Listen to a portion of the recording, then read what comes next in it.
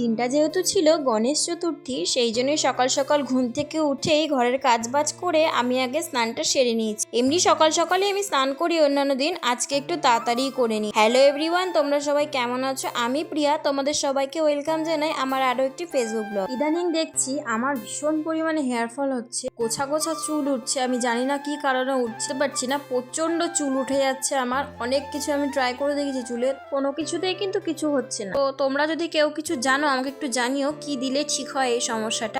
যাই হোক, তারপরে দেখো দুজনের জন্য একটু চা করে নিয়েছি। চা খেয়ে ওকে টাটা বাই দিলাম। ও আজকে সকাল সকালই চলে গেছে দোকানে। আজকে যেহেতু গণেশ চতুর্থী প্রথমেই বললাম, তাই জন্যই দোকানে একটু চাপ আছে, তো দোকানে চলে গেছে। এদিকে আমি জামা কাপড়গুলো ভাঁজ করে নিলাম। কিছু জামা কাপড় গতকালকে কেচেছিলাম, সেগুলোই ছিল। জানো তো, যখন ছোট ছিলাম তখন আমাদের ওখানে যেতে পারো অনেক জায়গাতে গণেশ পুজো হতো, মানে বেশ ভালো বড় সড়ো করে হতো। তো সেটা দেখার পরে না আমি আমার মাকে বলতাম বারবার করে যে মা একটু আমাদের বাড়িতেও গণেশ পুজো করো না। কারণ আমাদের বাড়িতেও ছোট্ট একটা গণেশ ঠাকুর ছিল। মা এমনি গণেশ পুজোর দিনকে এমনি মিষ্টি ওদা কিনে দিত ঠাকুরকে। তো সেই দিনগুলো এখন ভীষণই মিস করি আমি। আর ভাবি যে কতই না বায়না করতাম মা বাবার কাছে। মায়েরাও কেমন চুপচাপ সব বায়না আমাদের মিটিয়ে দিত। তো যাই হোক, এদিকে দেখো আমি আজকে কি কি রান্না করছি। আজকে রান্না করব হলো সয়াবিন আর উচ্ছে দিয়ে, আলু দিয়ে আর কুমড়ো একসাথে সবকিছু দিয়ে ভাজা করব, আর সয়াবিনের তরকারি করব। তো এইদিকে আমি সয়াবিনটা ভেজে তুলে নিয়েছি, আর হচ্ছে সয়াবিনের জন্যই মশলাটা কষিয়ে নিলাম। পেঁয়াজ, টমেটো আর সবকিছু মশলা দিয়ে আমি একবারে কষিয়ে নিয়েছি। আর এদিকে চালটাও ভিজিয়ে রাখবো কিছুক্ষণের জন্য,